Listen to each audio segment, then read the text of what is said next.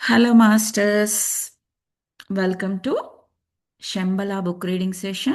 Today is session 4 or day 4.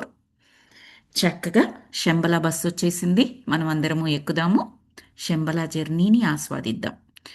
ఆ శంబల జర్నీని ఆస్వాదించడంలో దానికి ముందు ఉన్న మాస్టర్స్ కానీ, ఆ చరిత్ర కానీ, ఆ టర్మినాలజీని కానీ మనకు రచయిత అలవాటు పడేట్టుగా చేస్తున్నారనమాట. బికాస్ ఈ బుక్ యొక్క జ్ఞానం అనేది చాలామందికి బ్రాండ్ న్యూగా ఉంటుంది. శంబల అనేది ఏంటి, ఒక సిటీనా, ఒక ప్లేసా, ఇండియాలో ఉందా, ఎక్కడ ఉంది, అసలు ఏంటిది, ఎందుకు ఇది డిఫరెంటు, వెళ్ళొచ్చా మామూలు మానవులు, ఇలా రకరకాల క్వశ్చన్స్ ఉంటాయి కదండి.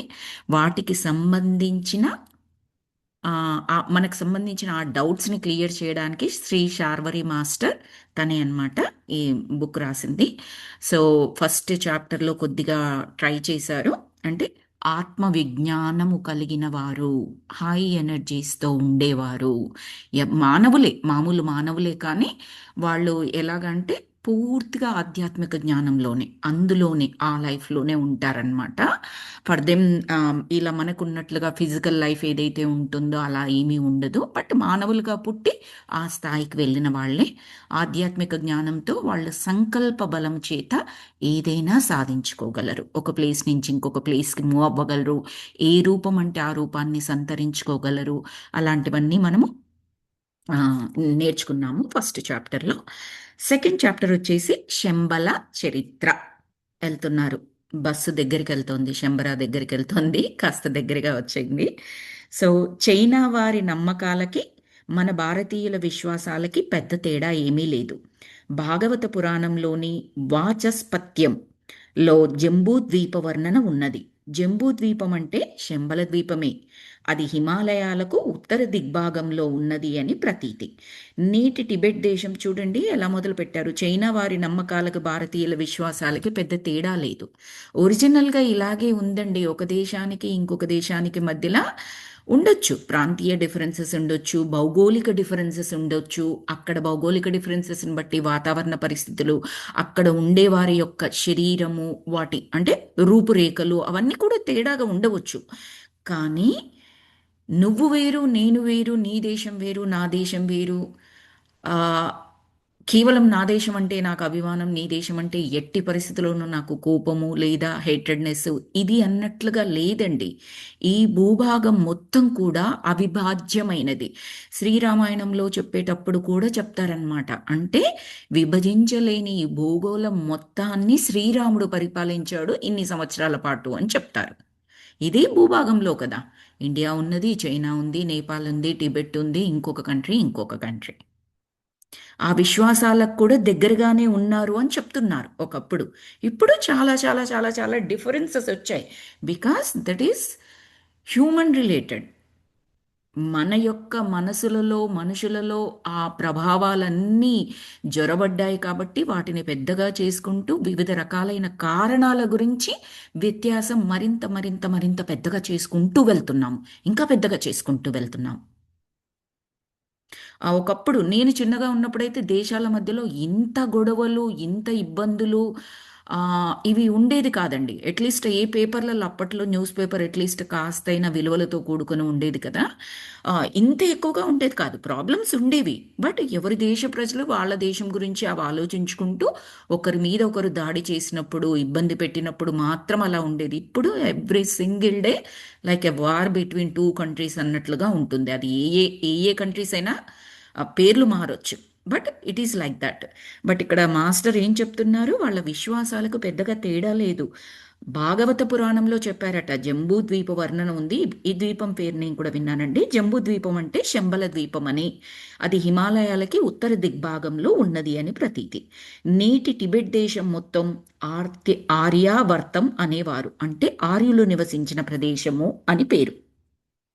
ఆర్యులు అంటే ఆత్మజ్ఞానం కలవారని, సంస్కృతి కలవారని అర్థం. అది లేనివారు అనార్యులు, అంటే భౌతికవాదులు, కేవలం భౌతిక జీవితపు మాయలో గడిపేవారు.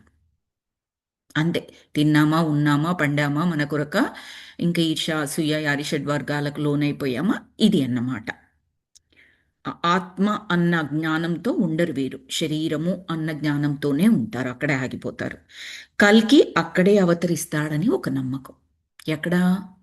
ఈ భౌతికవాదులు ఉండే చోట. ఆత్మజ్ఞానులు ఉండే చోట ఆయనకేం ప్లేస్ ఉండదు. కల్కి మనకు దశామ దశమావతారం. కైలాస పర్వతానికి ఉత్తర భాగాన ఉన్నదే శంబల.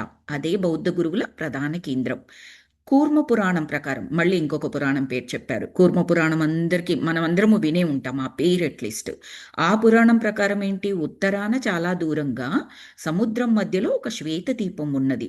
అది యోగ పురుషుల ఆవాసం. ఒకానొక కాలంలో గోబీ ఎడారి ప్రాంతం మహాసాగరంగా ఉండేది.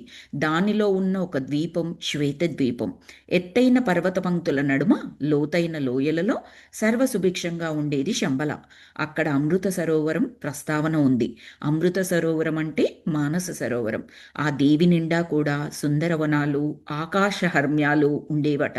అక్కడికి వెళ్ళేవారు బంగారు విమానాల్లో వెళ్ళేవారట. ఊహించుకోండి మాస్టర్స్ చదువుతూ ఉన్నప్పుడు చాలా అద్భుతంగా ఉంటుంది. టిబెట్ గ్రంథాలలో శంబల పేరు డీజింగు. అంటే వాళ్ళ భాష ప్రకారం వాళ్ళ పదాలు ఉంటాయి కదండి. సో వాళ్ళ గ్రంథాలలో శంబల దాని పేరు డీజుంగు. ఫాదర్ స్టెఫన్ కాసెలా అని పోర్చుగల్ మతాచార్యుడు 23 సంవత్సరాలు శంబలాలో ఉండి 1650 సంవత్సరంలో అక్కడే సమాధి అయినాడు. శంబలకు టాటారియా అని ఇంకొక పేరు కూడా ఉన్నది. ఇటీవల కాలంలో రష్యన్ పరిశోధకుడు ఫ్రెచ్ వల్స్కీ ఇలా రాశారు. ఉత్తర ఉత్తర మహాసముద్ర మధ్యంలో శంబలింగ్ అనే దీవి ఉన్నది. అక్కడ బంగారం పండుతుంది. పాలు తేనెలు నదుల్లా ప్రవహిస్తూ ఉంటాయి. శంబలలో బౌద్ధ విజ్ఞానం యావత్తు కాలచక్రం పేర నిక్షిప్తమై నిగూఢమై ఉన్నది. దానిని భగవాన్ వజ్రపాణి గుభ బదేశ తంత్రరాజు, అంటే ఆయన పేరే కాలచక్రాన్ని కూడా అంటారు. సో తంత్రరాజు అని అంటారు అని రాశారు. కొంచెంగా మనకు ఎగ్జాక్ట్గా చూపించలేదు. కల్కి మూవీలో కూడా శంబల అనేది చూపించారు. అక్కడ అంతా చాలా అత్యాధునికంగా ఉండడము, సర్వం కూడా మణిద్వీపమయం లాగా ఉండడం గమనించాము. వాళ్ళు ఎక్కడి నుంచి స్టోరీ రాబట్టుకున్నారో, అది వాళ్ళు ఎంతవరకు నిజంగా తీశారో అది మనకు తెలియదు. బట్ ఇక్కడ పాలు తేనె నదుల్లా ప్రవహిస్తాయి, బంగారం పండుతుంది. మనం అంటూ ఉంటాం కదా మామూలు వాడుక భాషలో, ఏంట్రా బంగారం మీ ఇంట్లో ఏమైనా పండుతుందా ఏంటి అంతలా కొనుక్కుంటున్నావు అన్నట్లుగా మాట్లాడతారు చూడండి. అక్కడ అట బంగారం పండుతుంది. అదొక మణిద్వీపం అంతే. ఇంకా 1447లో, అంటే జస్ట్ 600 సంవత్సరాల క్రితం అంతే, నాట్ ఈవెన్ 600. 1447లో షిగాట్సే వద్ద బయటపడిన తాషీలుంపో మఠం శంబల గురించి లోకానికి తెలియచేసింది. అక్కడ లామాసరి మఠంలో 4000 మంది విద్యార్థులు ఉండేవారని, చాలా విద్యాలయాలు ప్రార్థనా మందిరాలు కూడా ఉండేవని సమాచారం. 1923లో 6వ పెంచన్ లామా షిగాట్సే వదిలి చైనాకు పారిపోవడం జరిగింది. టిబెట్లో శంబల యాత్రికులకు పెంచన్ లామా అనుమతి పత్రాలు ఇచ్చేవాడట. లామాలలో అర్హులైన వారికే అనుమతి లభిస్తుంది. మొత్తం కూడా ఈ టిబెట్ లాంగ్వేజ్లో ఇచ్చారండి ఆ పదాలు. Don't worry about it. Panchen Lama. Tibet పేరు చెప్పగానే, టిబెట్ బౌద్ధం పేరు వినగానే ఫస్ట్ గుర్తొచ్చే పేరు దలై లామా. ఆ పేరు జ్ఞాపకం వస్తుంది సహజంగానే. ఆయన టిబెట్ బౌద్ధానికి ఏకైక ప్రతినిధి. కానీ ఆయన కన్నా ఆరాధనీయుడు పెంచన్ లామా. అతను గొప్ప యోగి, శక్తిమంతుడు అంటారు. ఆయన అసలు పేరు పండిత చెన్పో. ఆయనకు అనేక సిద్ధులు ఉండేవి. పెంచన్ లామా 1915లో ఒక మందిరం కట్టించాడు. అందులో మైత్రేయ భారీ విగ్రహం ఏర్పాటు చేశాడు. మైత్రేయ గౌతమ బుద్ధుని రాబోయే అవతారం. మైత్రేయ అంటే ఎవరంటే గౌతమ బుద్ధుడు. అదేంటి, రాబోయే అవతారం. ఆ సంవత్సరం షాంగ్పోలో లోయలో పంటలు విపరీతంగా పండాయి. 1923లో ఆయన టిబెట్ వదిలిపోగానే మంచు వర్షాల వల్ల దేశం మొత్తం నీటిపాలైపోయింది. కొంత జన నష్టం కూడా జరిగింది. సత్పురుషుల ఆగ్రహం దేశానికి అరిష్టం. ఆయన ఎందుకు విడిచిపెట్టిపోయాడో ఆ పెంచన్ లామా ఆ ప్లేస్ను విడిచిపెట్టిపోయాడు. విడిచిపెట్టిపోయిన తర్వాత ఆ మొత్తం దేశం కూడా మంచు వర్షాల వల్ల ప్రాబ్లం అయిపోయింది, జన నష్టం కూడా జరిగింది. ఇక్కడ నోట్ చేసుకోవాల్సిన పాయింట్ ఏంటంటే సత్పురుషుల ఆగ్రహం దేశానికి అరిష్టం. ఇది మన పురాణాలలో కూడా చాలా దగ్గరలో చూస్తూ ఉంటాం మాస్టర్స్. ఆమ్, నేను ఒక చిన్న స్టోరీ రీసెంట్గా ఒక సత్సంగంలో విన్నాను. అందులో ఏంటి అంటే ఒక గురువు గారు ఉంటారు. నిజంగా జరిగింది స్టోరీ, అంటే పురాణాలలో ఉంది. నాకు పేర్లు గుర్తుకులేవు. ఆ గురువు గారు ఉంటారు. ఆ గురువుకి చాలా ఆ శిష్యుడు ఎలాగంటే చాలా మ్, బుద్ధిమంతుడైన శిష్యుడు. గురువుకు ఏం కావాలో ఎక్కడా ఇబ్బంది పడకుండా చూసుకుంటాడు.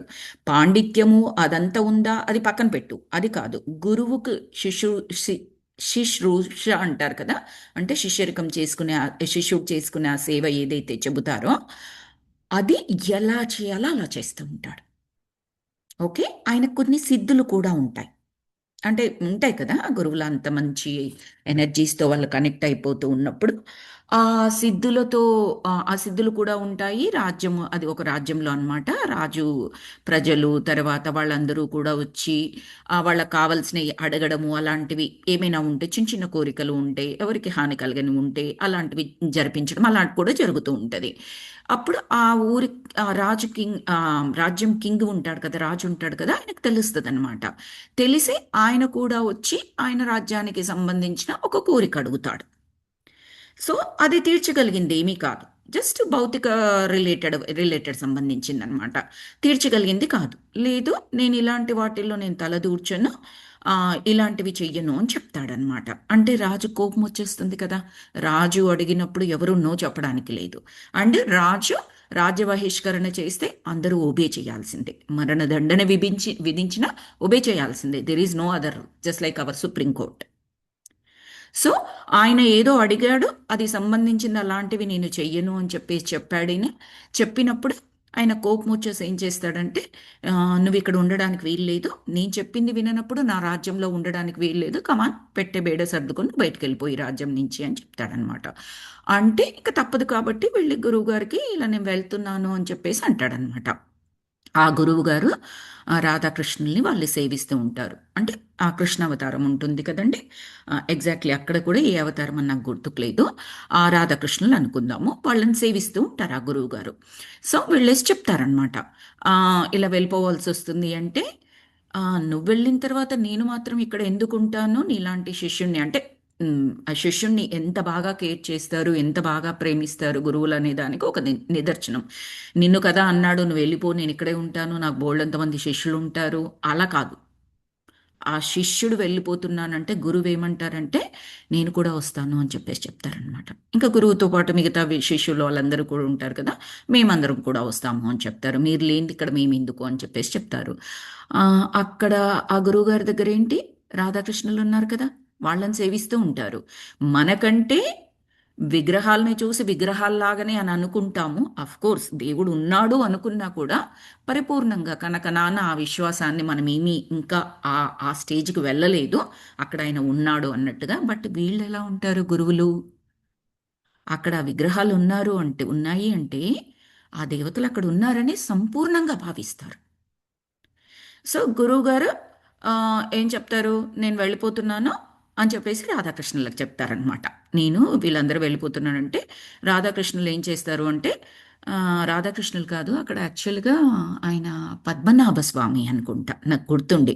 శేషతల్పం మీద ఇట్లా పడుకుంటారు చూడండి, నాగుపాము మీద పడుకుంటారు చూడండి, అవతారమూర్తి అన్నమాట. ఆయన అలా చక్కగా దాని మీద పడుకొని ఉంటాడు. పడుకొని ఉన్నప్పుడు విగ్రహాల రూపంలోనే, మూర్తుల రూపంలోనే పడుకొని ఉన్నప్పుడు చెప్తారు, నేను వెళ్ళిపోతున్నాను స్వామి అని చెప్పేసి చెప్తేనే స్వామి తర్వాత అమ్మవారు ఇద్దరు కూడా నువ్వు వెళ్ళిపోయిన తర్వాత మాకు ఇక్కడ ఏం పని అని చెప్పేసి సత్సంగంలో ఎలా చెప్పారంటే వాళ్ళు, ఇంకా ఆయన బిస్తరు ఆయన సర్దుకుంటూ ఉంటారు. ఎవరు, పద్మనాభ స్వామి. ఏంటి ఆయన బిస్తరు, ఆ శేషతల్పం నాగుపామే కదండి, దాన్నే విప్పతీసి పరుపులాగా వేసుకొని దాని మీద పడుకుంటాడు కదా ఆయన. సో దాన్ని మడత పెట్టేసి చాలా అంటే సరదాగా చెప్పారనమాట సత్సంగంలో జోక్గా. సో ఆయన లేచి ఆయన బిస్తరు ఆయన బెడ్ సర్దేసుకుంటాడు మొత్తం మూట కట్టేసుకొని. ఆ, అమ్మవారు స్వామివారు కూడా వీళ్ళ వెనకాల మీరెక్కడుంటే మాకు అక్కడ మాకు ఇక్కడేం పని మీరు లేనప్పుడు అని చెప్పేసి వీళ్ళ వెనకాల వెళ్ళిపోతారనమాట. అందరూ కలిసి వెళ్ళిపోతారు. కొద్ది రోజులైన తర్వాత చూస్తే రాజ్యంలో దుర్భిక్షం, విపరీతమైన పంట నష్టాలు, ఇంకా ఎన్ని రావాలో అన్ని జరుగుతూ ఉంటాయి. అకాల మృత్యు మరణాలు, అకాల వర్షాలు, వర్షం రావాల్సిన టైంలో రాకపోవడము, ఇలా చాలా జరిగి దేశం మొత్తం దుర్భిక్షంగా మారుతుందన్నమాట, ఆ రాజ్యం మొత్తం. అప్పుడు రాజుగారికి చెప్తారనమాట, ఇంకా ఆయన దగ్గర కూడా గురువుల వాళ్ళు వీళ్ళు ఉంటారు కదా, ఈ ఆధ్యాత్మిక జ్ఞానం తెలిసిన వాళ్ళు, మీరు ఇలా పంపించారు అందుకని అలాంటి సత్పురుషులు ఇలా వెళ్ళినప్పుడు ఇలాంటి దుర్భిక్షాలే జరుగుతూ ఉంటాయి. వాళ్ళేమి ఇష్టంగా వెళ్ళలేదు. నీ కోపంతో ఫస్ట్ శిష్యుడు, తర్వాత గురువుతో పాటు ఆ మూర్తులు కూడా వెళ్ళిపోయారు అని చెప్పేసి చెప్తే, మళ్ళీ వాళ్ళ దగ్గరికి వెళ్ళి వాళ్ళని పిలుచుకొని క్షమాపణ చెప్పి మీరు మళ్ళీ రండి అంటే ఆ, మన శిష్యుడు ఎస్ అంటాడు. శిష్యుడు ఒప్పుకోవాలి ఫస్ట్, గురువుకు సంబంధం లేదు ఇక్కడ. రావాలి అంటే వాళ్ళకి ఇలాంటి అరిషడ్ వర్గాలు ఉండవు కదండి. అప్పుడు నువ్వు నన్ను ఇచ్చేసావు, నేను రాను, నాకు కోపం వచ్చింది, ఇలా ఉండరు వాళ్ళు.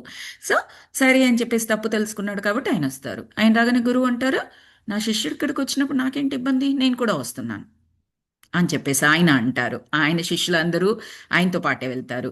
మరి బిస్తరు సర్దుకొని ఆ పరుపు పట్టుకొని కూర్చున్నాడు కదా మన పద్మనాభ స్వామి, మన అమ్మవారు. వాళ్ళేమంటారు, ఏంటి ఏం డిసైడ్ అయింది ఇక్కడ, మనం కొత్త రాజ్యంలో ఉంటున్నామా పాత రాజ్యంలోకి వెళ్తున్నాం, ఏదో తొందర చెప్తే నా బిస్తరు ఓపెన్ చేస్తాను అని చెప్పేసి. ఇది కూడా సరదాగా అందులో చెప్పిందే నేను యాజ్ ఇట్ ఈజ్ మీకు చెప్తున్నాను. ఆయన పడుపు పట్టుకొని నిలబడి ఉంటాడు.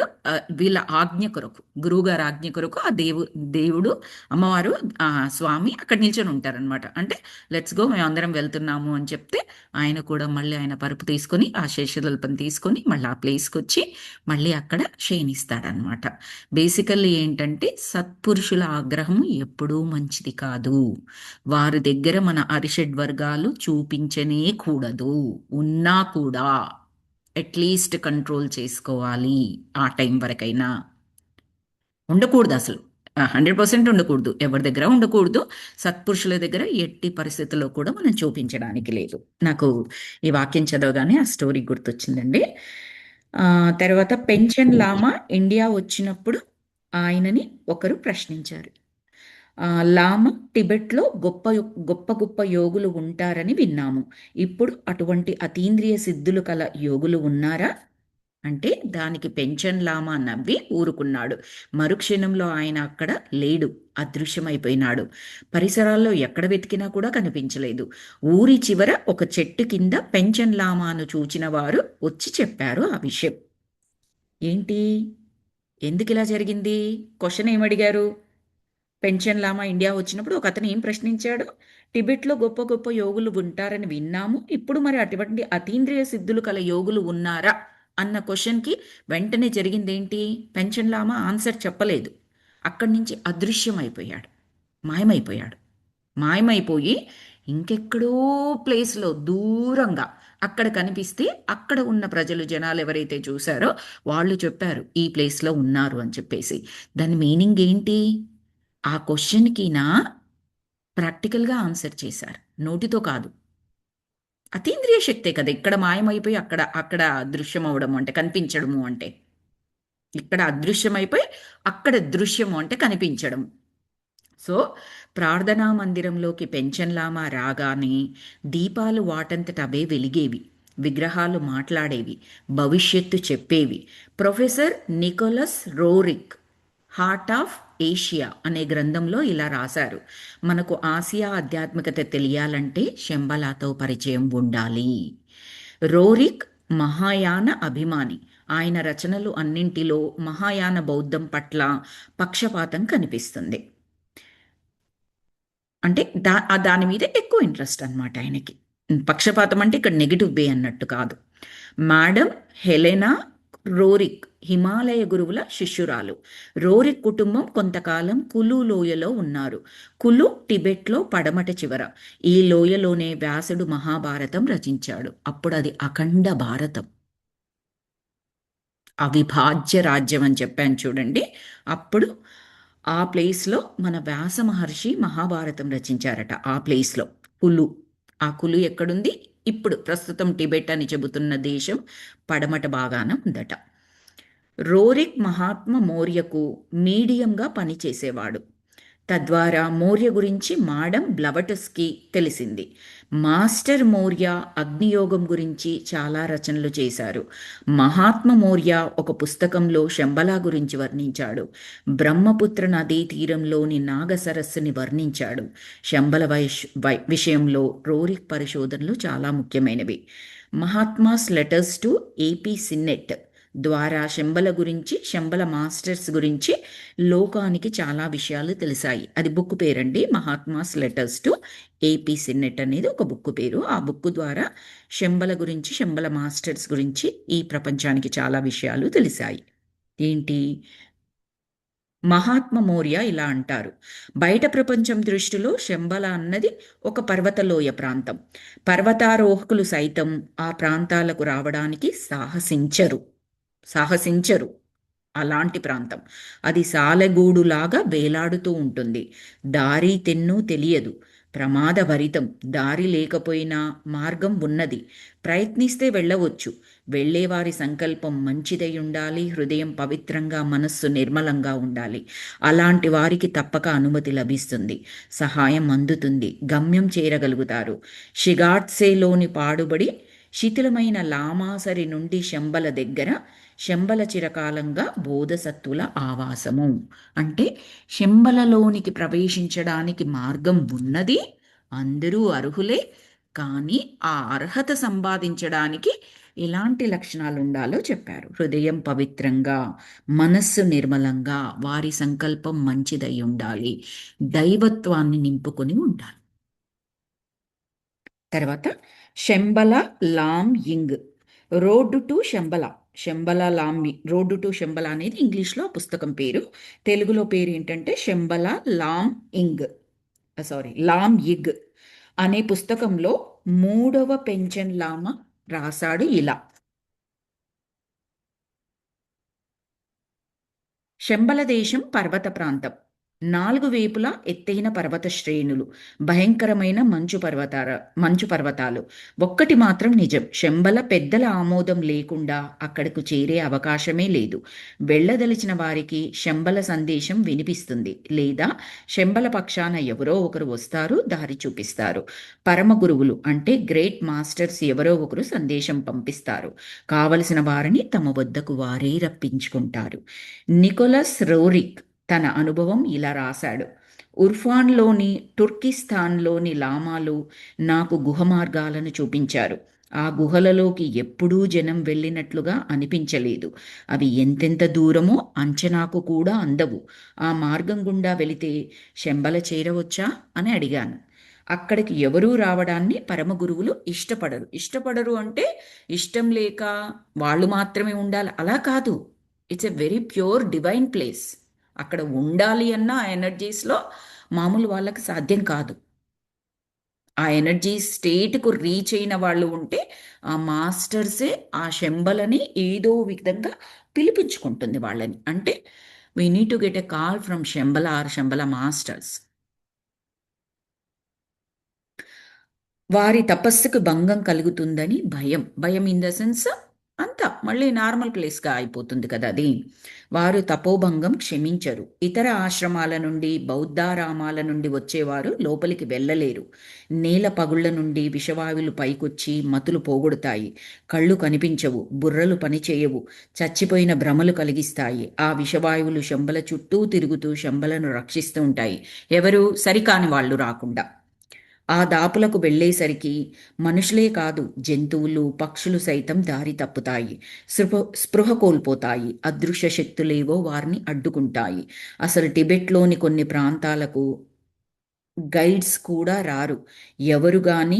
ఎవరైనా కానీ మొండిగా ముందుకు వెళితే కొండ చర్యలు విరిగి మీద పడిపోతాయి.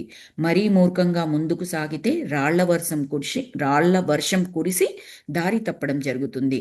గురువుల ఆమోదం లేకుండా శంబల చేరడం అసంభవం. ఎన్ని అగడ్తలున్నా, అవరోధాలు ఏర్పడ్డా మాస్టర్లు పిలుపు అందుకొని వచ్చే వారికి సరిహద్దుల్లోనే స్వాగతం లభిస్తుంది. అన్ని ఏర్పాట్లు వారే చేస్తారు. బేసికల్లీ ఆ మాస్టర్స్ యొక్క పిలుపుని అందుకున్న వారే అక్కడికి వెళ్ళగలరు. ఎవరు అందుకుంటారంటే వాళ్ళకి ఏ పక్షపాతము లేదు. ఈ దేశం, ఆ దేశం, నా వారు, నీ వారు, నథింగ్ లైక్ దట్. ఎవరైతే అర్హులో ఆ ఎనర్జీస్లోకి రీచ్ అవ్వడానికి, అక్కడ వాళ్ళు సర్వైవ్ అవ్వగలరో, తపోభంగం కలిగించకుండా, మిగతా తపస్సు చేసేవారు ఎవరైతే ఉన్నారో వాళ్ళతో కనెక్ట్ అయ్యి మోర్ అండ్ మోర్ ఎనర్జీస్ ఇంకా అక్కడ స్ప్రెడ్ చేయగలరో వారికి మాత్రమే అవకాశం ఉంటుంది. వారిని వెతికి మరీ పిలుచుకుంటారు. ఇట్స్ నాట్ పక్షపాతం ఆర్ ఎనీథింగ్. ఓకే. సో అక్కడ వారికి సరిహద్దులోనే స్వాగతం చెబుతారట. అన్ని ఏర్పాట్లు వారే చేస్తారట. అక్కడ పరమ గురువులు అంతా ఒక్కచోట ఉండరు. వందలు, వేల మైళ్ళ దూరంలో ఉంటారు. కారకోరం పర్వత పంక్తుల నుండి కల్గన్ వరకు, మానస సరోవరం నుండి గోబీ ఎడారిలోని లోబ్ నది వరకు మాస్టర్ల ఆశ్రమాలు విస్తరించి ఉన్నాయి. మాస్టర్లు ఉండే తావుల్లో అద్భుతాలు జరుగుతూ ఉంటాయి. ఈ ప్లేస్లన్నీ పేర్లు మనకు కొంచెం కొత్తగా, వింతగా ఇలా అనిపిస్తాయి. మాస్టర్స్ వినలేదు కాబట్టి. బట్ ఆ పరిసర ప్రాంతాల్లో ఉండే ఆ టిబెట్, ఆ హిమాలయ పరిసర ప్రాంతాలు కానీ, నేపాల్ కానీ, చైనా, దీనికి చుట్టుపక్కల పరిసర ప్రాంతాల్లో ఉండే వాళ్ళకి ఈ పేర్లన్నీ సుపరిచయమే. జస్ట్ లైక్ మన ఇప్పుడు హైదరాబాదు, విజయవాడ, విశాఖపట్నం, బెంగళూరు, ఇవన్నీ తమిళనాడు, ఇలా అంటే మనకన్నీ తెలిసిపోతూ ఉంటాయి కదా. కొన్ని వందల వేల సిటీల పేర్లు మనకు తెలుస్తూ ఉంటాయి. మనం ఈ పరిసర ప్రాంతాల్లో ఉన్నట్టు. పరిసర ప్రాంతాలు అంటే ఢిల్లీ మనకు బోల్డ్ అన్ని వందల వేల మైళ్ళ దూరంలో ఉంది. బట్ ఢిల్లీ అంటే మనకు తెలుసు. హిమాలయాలు అంటే కూడా తెలుసు మనకి. అలా కొన్ని వందల వేల మైళ్ళ దూరంలో ఉన్నా కూడా అది దగ్గర ప్రాంతమే అవుతుంది అని చెప్పదలుచుకున్నాను నేను ఇక్కడ. కిందటి శతాబ్దాల్లో చైనా కమ్యూనిస్టు ప్రభుత్వం టిబెట్లో ప్రతి అంగుళం గాలించి శోధించింది. పెట్రోల్ బావులు బయటపడ్డాయి. టిబెట్లో చైనా అణుపరీక్షలు నిర్వహించింది. ఆ ప్రదేశాలు అన్నీ శంబలవే. ఆయా విపత్కర సమయాలలో శంబల జ్ఞానులు కొండల్లో కోనల్లో తలదాచుకున్నారు. ఎందుకు రానివ్వరు, ఎందుకు తెలియనివ్వరు అంటే ఇది. తెలిస్తే ఏం జరుగుతుంది? అణుపరీక్షలు చేయడానికి వెళ్ళారట. పెట్రోల్ బావులు దవ్వుకోవడానికి వెళ్ళారట. సో అలాంటివి జరగకుండా ఉండడానికి, సో ఆ టైంలో ఏంటి, శంబల జ్ఞానులు అంటే చుట్టుపక్కల ఉండే జ్ఞానులు ఉంటారు కదా, కొండల్లో కోనల్లో తలదాచుకున్నారు. టిబెట్ హిమపర్వత శ్రేణుల గురించి నికోలన్ రోరిక్ చాలా పరిశోధనలు చేశాడు. ఆ లోయలలో వేడి నీటి చలమలు ఉన్నాయి. ఇది జరిగింది ఆ విపత్కర సమయాలు అన్నారు కదండి. అది లోపల కాదండి, శంబల్ లోపల కాదు, దాని చుట్టుపక్కల ప్రాంతం. లోపలికి వెళ్ళని కూడా వెళ్ళలేరు వాళ్ళు. చుట్టుపక్కల ప్రాంతాలు, లైక్ ఇంకా ఆ ఎనర్జీస్కి దగ్గరగా ఉండే ప్రాంతాలు అన్నమాట. ఇప్పుడు హిమాలయాల పైదాకా ఎవరూ వెళ్ళలేరు, ఆ కైలాస పర్వతం దాకా ఎవరూ వెళ్ళలేరు, బట్ సర్టెన్ స్టేజ్ వరకు అయితే వెళ్ళగలరు కదా. అలా టిబెట్ హిమపర్వత శ్రేణుల గురించి నికోలన్ రోరిక్ చాలా పరిశోధనలు చేశాడు. ఆ లోయలలో వేడి నీటి చలమలు ఉన్నాయి. వృక్ష సంపద పుష్కలంగా ఉంది. బయట వారికి అక్కడ కొండలు తప్ప ఏవీ కనిపించవు. అంతటి విశాల దేశంలో మాస్టర్ల ఆచూకీ తెలియడం ఏమాత్రం సులభం కాదు.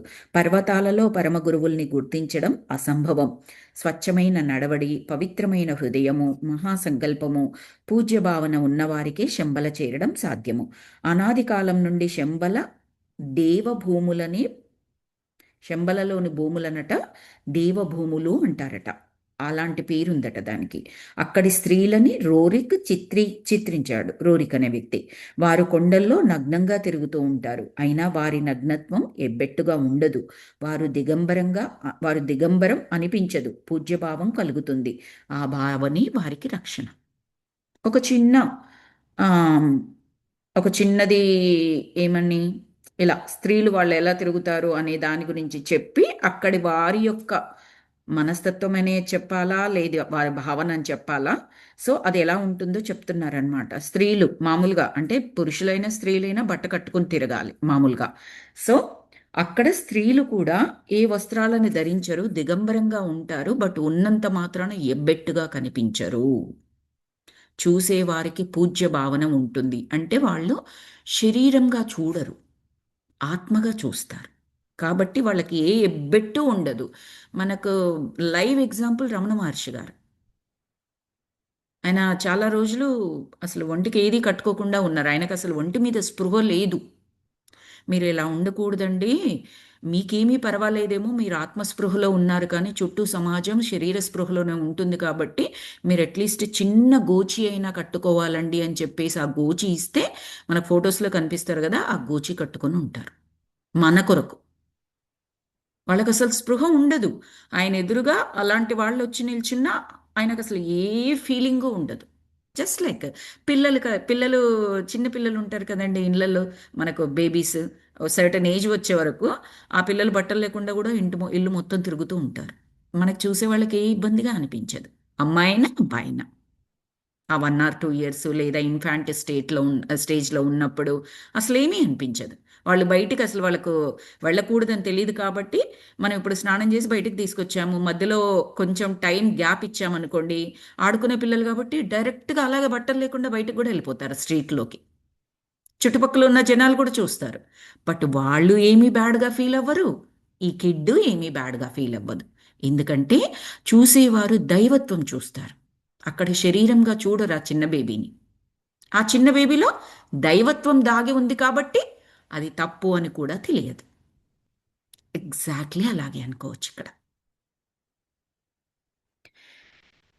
హిమాలయ క్రింద వరుసల్లో అనేక గుహలు ఉన్నాయి. ఆ గుహలు ఎక్కడికి దారి తీస్తాయో తెలియదు. ఎవరు వెళ్ళినా వారు కనిపించరు. ఎక్కడ? హిమాలయాల క్రింద వరుసలో అనేక గుహలు ఉన్నాయి. గుహలు ఎక్కడికి దారి తీస్తాయో తెలియదు. ఎవరు వెళ్ళినా వారు కనిపించరు. అవి కాంచన జంగా క్రింద నుండి పోతాయి అని చెబుతారు. అంటే శంబలకి అని అర్థం. ఈ శంబల అనే దానికి రకరకాల పేర్లు ఇచ్చారండి, ఒక్కొక్కరు ఒక్కొక్క రకంగా పిలుచుకున్నట్టున్నారు. ఆ గుహలకు పెద్ద రాతి బండలు అడ్డంగా ఉంటాయి. వేరే తలుపులు ఏమీ ఉండవు. ఎవరు ఆ బండల్ని కదిలించిన దాఖలాలు కూడా లేవు. హిమాలయాల్లోని దక్షిణ గుహలన్నీ శంబలకు దారి తీస్తాయి. వాటి ఆనుపానులు పరమగురువులకే ఎరుక. వారు మృత్యుంజయులు. వారు ఎంతో వేగంగా, విమానాల కన్నా వేగంగా ప్రయాణం చేస్తారు. వాయువేగం, మనోవేగం అని చెబుతామే, అదే అలాంటి వేగం. మనకు హనుమంతుడి ఆ శ్లోకంలో కూడా ఉంటుంది, మనోవేగం అని చెప్పేసి ఉంటుంది కదా. అంటే మనస్సు ఎంత వేగంగా ప్రయాణిస్తుందో అంత వేగంగా ప్రయాణించగలరు. సింప్లీ సెడ్, సంకల్ప మాత్రం చేత అక్కడికంటే అక్కడికి వెళ్తారన్నట్టు. ఇప్పుడు నేను, నా మనస్సు ఇండియాలో ఉంది, ఇండియాలో హైదరాబాద్లో మా ఇంట్లో ఉంది నా మనస్సు. నా మనస్సుతో పాటే నేను అక్కడే ఉంటాను, శారీరకంగా కూడా, శరీరపరంగా కూడా. దాన్ని ఏమంటారంటే మనోవేగం అని చెబుతారు, లేదా సంకల్ప బలం చేత జరుగుతుంది అని చెప్తారు. That happens. సో ఈ గురువులందరూ కూడా అలాగే ఉంటారట. ఎగిరే పళ్ళాలు. నా చిన్నతనంలో ఫ్లయింగ్ సాసర్స్ చూశాను. అవే ఎగిరే పళ్ళాలు. ఎవరి చిన్నతనంలో?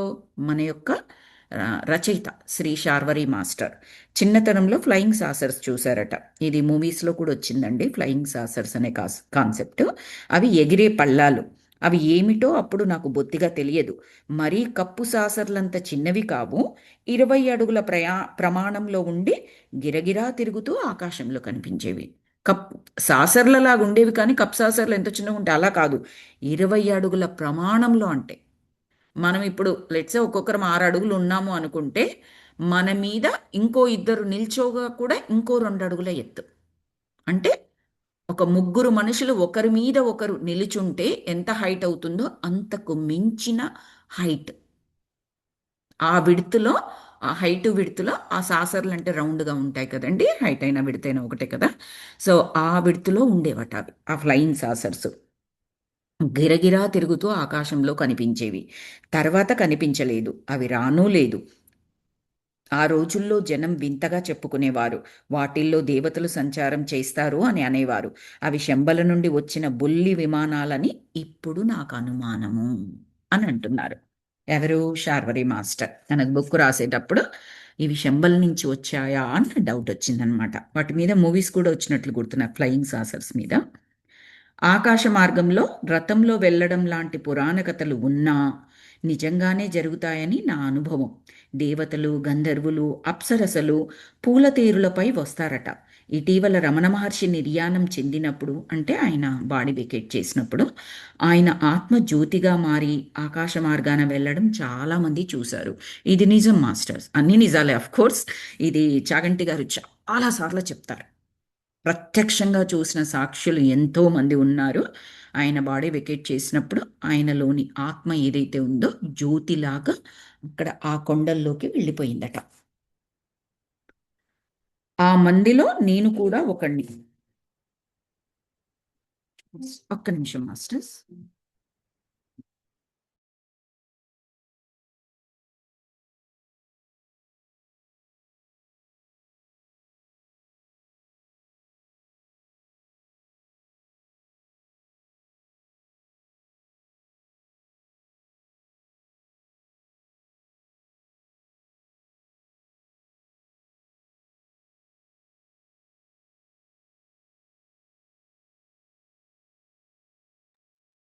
Sorry masters. సో ఆ! ఏమంటున్నారంటే ఆకాశ మార్గాన వెళ్ళడం చాలామంది చూశారు. ఎవరు? రమణ మహర్షి నిర్యాణం చెందినప్పుడు ఆయన ఆత్మ జ్యోతిగా మారి వెళ్ళడం చూశారట. ఆ మందిలో నేను ఒకడిని. ఈయన ప్రత్యక్ష సాక్షి శ్రీ శార్వరి మాస్టర్. రాజాజీ పోయినప్పుడు, రాజాజీ అంటే ఆయన పొలిటికల్‌గా గూడా ఉన్నారు. రాజాజీ పోయినప్పుడు ఆయన్నే అనుకుంటున్నాను నేనైతే. రాజాజీ అంటే వేరే వాళ్ళా? చూద్దాం ఇంకేమైనా డీటెయిల్స్ ఇస్తారేమో. మనం పొలిటికల్‌గా కూడా ఒక రాజాజీ అని ఉంటారు. రాజాజీ పోయినప్పుడు ఆయన ఆత్మ బంగారు రథంలో పోవడం మద్రాస్ బీచ్‌లో నేను చూశాను. టిబెట్ యోగి మిలారెపా నిర్యాణం చెందినప్పుడు ఆయన ఆత్మ ఆకాశయానం ఆయన శిష్యులు, భక్తులు అయిన వారు చాలామంది చూశారు. ఇవన్నీ సత్యాలు. ఫ్లయింగ్ సాసర్స్ నిజం. ఏ పుణ్యాత్ముల ఎన్నిక కోసం అప్పట్లో శంబల ప్రతినిధులు ఆ ఫ్లయింగ్ సాసర్లలో ప్రయాణం చేశారో నాకు తెలియదు. అది శంబల విజ్ఞాన రహస్యం. ఈయన చూసినవి కొన్ని చెబుతున్నారు. ఒకటి రమణ మహర్షి గారిది చెప్పారు. తర్వాత రాజాజీ గారి గురించి ఆయన ఆత్మనట బంగారు రథంలో పోవడం కనిపించింది. జస్ట్ ఎలాగైతే మనకు మెడిటేషన్‌లో విజన్స్ కనిపిస్తాయి కదండీ! డ్రీమ్స్‌లో కనిపించినట్టుగానే మెడిటేషన్‌లో కూడా చాలామంది కనిపిస్తాయి కదా! వీళ్ళు యోగులు, పరమ పురుషులు చక్కటి ఎనర్జీస్‌తో ఉన్నవారు కాబట్టి వాళ్ళు అలా కళ్ళు తెరుచుకొని ఉన్నప్పుడు కూడా ఆ విజువల్స్‌ని వారు గమనించగలరన్నమాట. ఆహ్, మనం కూడా మెడిటేషన్‌లో ఉన్నప్పుడు నాకేదో టచ్ అయినట్లు అనిపించిందండి. నాకేదో సౌండ్ వినిపించింది. ఇక్కడ ఎవరూ లేరు. నాకేదో వాసన వచ్చింది. బట్ చుట్టూ చూస్తే ఏ పదార్థాలు ఏవీ లేవు అని చెప్పేసి చెప్పడం కూడా వింటాం కదా మనము. Just like that. అది మన మెడిటేషన్‌లో ఉండి ఆ అవేర్‌నెస్‌లో ఉన్నప్పుడు. ఇక్కడ వేరు కళ్ళు తెరుచుకొని అదే అవేర్‌నెస్‌లో వీళ్ళు ఉండగలరు. కాబట్టి వీళ్ళకి కనిపిస్తాయి. సో, అది చూసారు. మిలారెపా అని చెప్పేసి అది కూడా మన మాస్టర్స్ అందరూ వినే ఉంటారు. మిలారెపా చరిత్ర అని చెప్పేసి ఒక బుక్ కూడా ఉంటది. ఆయన ఆయన కూడా నిర్యాణం చెందినప్పుడట ఆయన ఆత్మ ఆకాశయానంలో వెళ్తూ ఉన్నప్పుడు శిష్యులు, భక్తులు చాలామంది చూశారు. ఫ్లయింగ్ సాసర్స్ అనేది అబద్ధం కాదు, నిజం. అప్పట్లో బహుశా శంబల నుంచి మాస్టర్స్ అలాంటి విమానాలలో బయటకొచ్చి జ్ఞానుల కోసం వెతుక్కున్నారేమో, ఎవరెవరు కావాలి, ఎవరిని ఎంపిక చేసుకోవాలని వెతుక్కున్నారేమో అని చెప్పేసి అంటున్నారు. అది శంబల విజ్ఞాన రహస్యం. కారకోరం పర్వతాలపై 1926లో రోరిక్ బృందం పర్యటించారు. వారికి స్పేస్ షిప్స్ కనిపించాయి. అవి పశ్చిమంగా ఆకాశంలో వెళ్లి శంబల ప్రాంతంలో అదృశ్యమైపోయాయి. 1933లో బ్రిటిష్ పర్వతారోహక బృందంలోని ఫ్రాంక్ స్మిత్ అనే ఆయన ఎవరెస్ట్ శిఖరం పైన ఆకాశ మార్గాన ఎగిరే 2 వస్తువుల్ని చూచాడు. ఒకదానికి రెక్కలున్నాయట, ఒకదానికి ముక్కు ఉందట. వాటి చుట్టూ దేదీప్యమానమైన వెలుగు ఉందట. వాటిని చూచిన యాత్రికులు భయంతో మూర్ఛపోయారట. అవి భూమికి 200 అడుగుల ఎత్తుగా ఎగిరిపోయాయి. వాటిని ప్రత్యక్షంగా చూచిన స్మిత్ అవి శంబలకు చెందినవేనని అంటాడు. చాలా శతాబ్దాలుగా ప్రపంచానికి తెలియని శంబల ఇటీవల కాలంలో అందరి దృష్టిని ఆకర్షించింది. చాలా కాలం క్రిందట షాంఘై టైమ్స్ చైనా పత్రిక అనుకుంటాను ఇది. చాలా కాలం క్రిందట షాంఘై టైమ్స్ పత్రికలో డాక్టర్ లావో సింగ్ పేరున ఒక వ్యాసం ప్రచురింపబడింది. అది శంబల యాత్ర గురించిన రచన. ఒక మంగోలియా లామాతో కలిసి డాక్టర్ లావోసిస్ శంబలను పర్యటించాడు. అక్కడ గొప్ప లాబొరేటరీస్, పెద్ద దేవాలయాలు ఉన్నాయి. అక్కడ వైజ్ఞానిక ప్రగతి అనిర్వచనీయం, అమోఘం. వారు సంకల్ప సిద్ధులు. అంతటి విల్ పవర్ ఎక్కడా చూడము మనము. James Hilton Lost Horizon Ossendowski Roerich రాసిన పుస్తకాలు. అగార్తి అనే రాజు మంగోలియాలో ఉన్నట్లు రాశాయి. అయితే ఎవరు కూడా ఆ ప్రదేశం గురించిన వివరాలు చెప్పలేదు. అక్కడి విషయాలు తెలిసినా బయట పెట్టకూడదనేది ఆంక్ష. అలా చెప్పడానికి ఆ ప్రయత్నిస్తే నోటి మాట పడిపోతుంది, మెదడు కూడా పని చేయదు లేదా చచ్చిపోతారు. పోలాండ్కు చెందిన ఒక మత గురువు ఇలా రాస్తాడు: ఒక వ్యక్తి పొగమంచు కొండలు దాటి అజ్ఞాత భూములు చేరాడు. అతను తిరిగి వచ్చి అక్కడ విషయం చెబుతూ ఉండగా లామాలు ప్రత్యక్షమై అతని నాలుక కోసి వెళ్ళిపోయారు. శంబల విషయాలు బయట పెట్టకూడదని లామాల ఆంక్ష. గొప్ప నాగరిక దేశాలు పసిఫిక్ మహాసముద్రాలలో మునిగిపోయాయని మంగోలియా లామాలు చెబుతూ ఉంటారు. వారిలో కొందరు ధ్యానులు వేరే ప్రాంతాలకు తరలిపోయారట. గుహల ద్వారా భూమి లోపలికి వెళ్ళినా అక్కడ సహజమైన గాలి వెలుతురు ఉంటాయంట. అక్కడి వాతావరణం జీవించడానికి అనుకూలంగానే ఉంటుంది. అక్కడ జబ్బు పడడం ఉండదు. చాలా కాలం జీవిస్తారు. అది శంబల. శంబల గురించి చెబుతా పోతానే ఉన్నారు వివిధ రకాలుగా. ఇంకొకటి నాగలోకం. మన పురాణాలలో నాగలోక ప్రస్తావన ఉన్నది. ఇప్పుడు మనకు తెలియదు, కానీ పర్వత గుహల్లో నుంచి నాగలోకం చేరుకోవచ్చు. అక్కడ ఉండేది నాగసర్పాలు. ఆ గుహలు మనుల కాంతిలో ప్రకాశిస్తూ ఉంటాయి. దానిని పాతాళ లోకమని అంటారు. నాగలోక వాసులు మహా సౌందర్యవంతులని నమ్మకం. ఏదో సీరియల్ కూడా తీశారనుకుంటానండి, నాగపంచమినో ఏదో అనుకుంటా. మా సిస్టర్ వాళ్ళు ఇయర్స్కి వచ్చినప్పుడు పెట్టేవారనమాట. నాగపంచమి అనుకుంటా సీరియల్ పేరు, నాకు గుర్తుకు లేదు.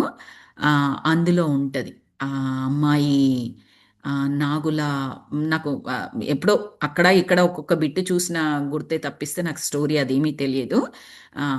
నాగలోకం నుంచి వస్తుంది అనమాట పర్పస్ మీద. ఆ ఇంటికి కోడలుగా రావడము అదంతా ఆ స్టోరీ లాగా ఉంటుంది. మీకు అందరికీ తెలిసిందే, సినిమా స్టోరీ, సీరియల్ స్టోరీస్ ఎలా ఉంటాయో అందులో చూపిస్తారు. అది అభూత కల్పనే అయితే, నాగుల లోకం అనేది అభూత కల్పనే అయితే, అక్కడ ఉండేవాళ్ళు ఇలాగే అంటే సౌందర్య రాశులు అని చెప్పేసి చెప్పారు కదా. అది తెలియకపోతే మన సినిమా వాళ్ళైనా సీరియల్స్ వాళ్ళైనా ఫిక్షన్ స్టోరీస్ కూడా తీయడం కష్టం అండి. ఈ ఈ ఈ భూమి మీద ఈ గ్రహంలో ఎగ్జిస్టెన్స్ ఎగ్జిస్ట్ అవ్వకపోతే అది ఊహించడం కూడా సాధ్యం కాదు. మనం ఊహించాము తీసాము అంటే అది ఎక్కడో ఒక దగ్గర ఉంది అని అర్థం. ఆ ఎనర్జీస్కి మనం రీచ్ అవ్వకపోవచ్చు ప్రత్యక్షంగా చూడ్డానికి, బట్ అట్లీస్ట్ ఆలోచన రూపంలో రీచ్ అవ్వగలిగాము అన్నట్లు. వాటిని మనం ఏమంటామంటే ఫిక్షన్ స్టోరీస్ అని అంటాం. ప్రస్తుతానికి ఫిక్షన్, బట్ అది ఎక్కడో రియలే అది. సో దానిని పాతాళ లోకం అంటారు. నాగలోక వాసులు మహాసౌందర్యవంతులని నమ్మకం. వారు జ్ఞానులు. నాగులు నాగినులు మానవాకారం ఎత్తి భూమిపైన మనుషులను పెళ్లిళ్ళు చేసుకునేవారు. మన పురాణాలలో కూడా ఉన్నాయి. ముఖ్యంగా రాజులు రాణులు వారికి ఇష్టం. ఆధ్యాత్మిక తపన లేని వారి జోలికి నాగనాగినులు వెళ్ళరు. యోగం చేసే వారికి నాగనాగినుల దర్శనం అవుతుంది. అది శుభ సూచన. పాములని భయపడకూడదు. నాగుపాము కుండలినీ శక్తి. నాగలోక రాజధాని భోగవతి. నాగలోకంలో ఎక్కడ చూచినా మణులు రత్నాలు వజ్రాలు కనిపిస్తాయి. అర్జునుడు నాగలోకం వెళ్ళిన కథ మనకందరికీ తెలిసిందే. ఇక్కడ మనం అండర్లైన్ చేసుకోవాల్సిన పాయింట్ ఏంటంటే, ఆధ్యాత్మిక తపన లేని వారి జోలికి నాగనాగినులు వెళ్ళరు. యోగం చేసే వారికి నాగనాగినుల దర్శనం అవుతుంది. అంటే సర్పాలు కలలోకి రావడం కానీ, సర్పాలు బయట కనిపించడం కానీ, లేదా మెడిటేషన్ ఎక్స్పీరియన్సెస్లో కనిపించడం కానీ కనిపిస్తాయి. ఎందుకంటే వాళ్ళు ఆ విధంగా గైడ్ చేస్తారు. ఇంకొక పాయింట్, నాగుపాము కనిపించడం అంటే కుండలిని శక్తి అనేది ప్రజ్వలమైనట్టు అనమాట, యాక్టివేట్ అయినట్టు. ఓకే మాస్టర్స్, మనం ఇక్కడ స్టాప్ చేసుకుందాము. ఈ నాగలోకం అనే ఈ పాయింట్స్ చదువుకున్నాం కదా, ఇక్కడ స్టాప్ చేసుకుందాము. I will stop the recording. Thank you so very much for all your group energies and for this opportunity today.